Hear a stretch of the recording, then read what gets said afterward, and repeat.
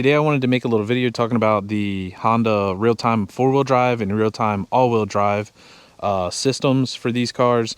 I've seen a lot of people say these things are really bad in the snow. They don't do well. It's not a real four-wheel drive. It's not a real all-wheel drive, stuff like that. Let's go over that first. Is it real four-wheel drive? No, it's not a selectable four-wheel drive. It's not real four-wheel drive.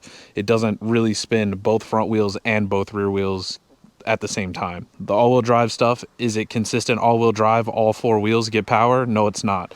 These do not have limited slip differentials in the front or the rear. So essentially what you're doing is you're spinning a single front wheel and a single rear wheel. Sometimes it will do both. It's kind of, they're goofy. The issue that I see a lot of times when people say, oh, my car got stuck and I wasn't even doing anything, it got stuck, is A, tire choice. This has the new Hankook Dynapro AT2 Extremes on it, and so far they are fantastic. Before this, I had the Toyo Wild Peaks, I think they're called, something like that. Toyo something or another. I'll put it right here. And those are pretty good too. If your tire tread is low, you're always going to do bad in snow. It doesn't matter whether you have a Humvee or not. You're going to do terrible.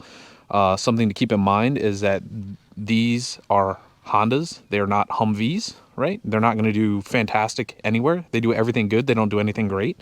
But the main issue with this is everybody thinks as soon as you start getting stuck, just floor it. We need more wheel speed to get where we need to go.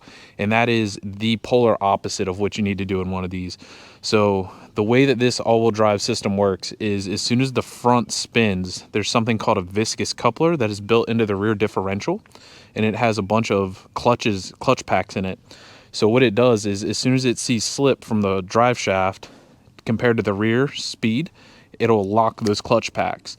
So if you floor it too, like the front spinning too fast, it's not going to lock. The clutches are just not made to handle that. So what you really need to do is as soon as you feel it slip, you just back off the gas a little bit and get back on it, and you'll feel the rear end lock. You literally feel like a jolt. I took some examples for that. I'll show you that.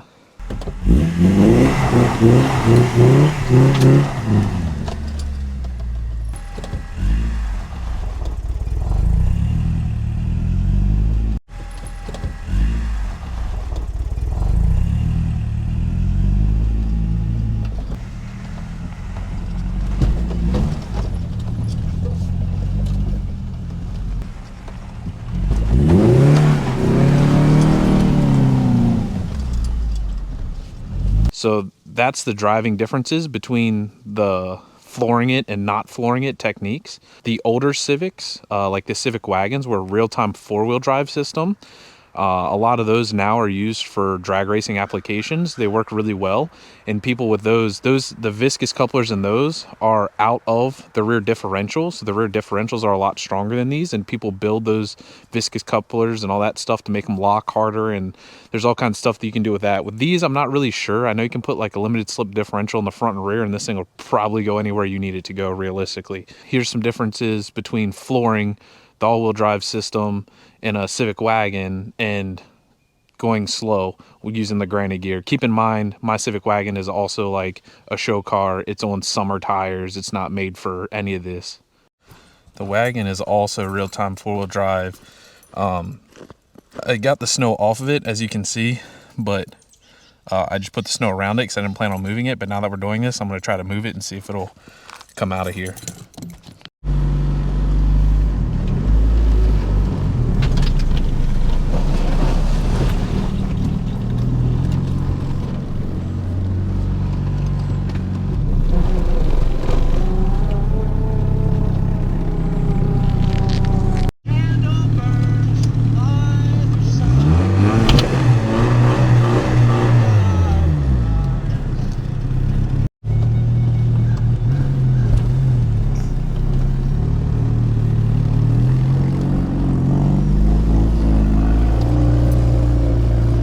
All right, so there's the differences for that.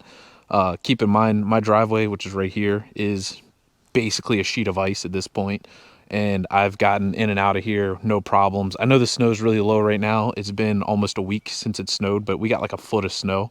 I can post some pictures of that, and we were out driving this thing in the snow and zero issues, didn't get stuck once. So what it really comes down to is when you feel the front starting to lose traction, get off the gas. Don't give it more gas. Get off the gas a little bit and then get back into it slowly. And then it'll lock the rear and you'll be good to go. If you're on a street tire, no matter what, you're going to get stuck. It doesn't matter. If you're in a Jeep on a street tire, you're going to get stuck. It kind of is what it is. And I know there's going to be people out there that's like, oh, I get 16 feet of snow. There's no way it's driving through that. Yes, correct. Like I said, it's not a Humvee. It's not a Jeep. It is a Honda Element. It will get you where you need to go for 90% of people, as long as you have the correct tire and the proper driver mod, basically. So, yeah, the more you know. See y'all later.